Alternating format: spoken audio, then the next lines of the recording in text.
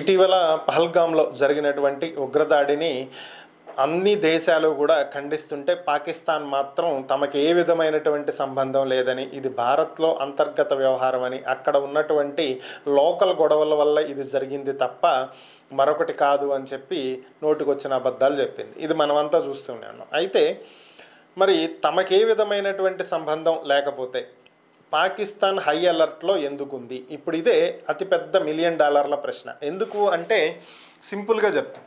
ఎందుకు ఇది అడుగుతున్నాము అంటే, రావల్పిండి, కరాచీ, లాహోర్లో ఉన్నటువంటి ఎయిర్ బేసుల నుంచి యుద్ధ విమానాలని ఎందుకు సన్నద్ధం చేశారు, లాంచ్ ప్యాడ్లని ఎందుకు హై అలర్ట్లో పెట్టారు, మిజైల్స్ని ఎందుకు రెడీ చేస్తున్నారు, అరేబియా మహాసముద్రంలో సైనిక విన్యాసాలు, నావికా దళం ఎందుకు ఎయిర్ టు ఎయిర్ మిజైల్స్ని టెస్ట్ చేస్తుంది, ఈ విన్యాసాలు 2 రోజుల పాటు జరుగుతాయని, సాధారణ నౌకలు, వాణిజ్య నౌకలు, విమానాలు ఈ దిశగా వెళ్ళొద్దు అని చెప్పి పాకిస్తాన్ గవర్నమెంట్ ఆల్రెడీ అనౌన్స్మెంట్ కూడా చేసింది. సో మరి ఇవన్నీ ఎందుకు చేస్తున్నట్టు? నేవీ ఎందుకు హై అలర్ట్లో ఉంది, ఆర్మీ ఎందుకు హై అలర్ట్లో ఉంది, ఎయిర్ ఫోర్స్ ఎందుకు హై అలర్ట్లో లాంచ్ ప్యాడ్లను సిద్ధం చేసుకుని కూర్చుంది?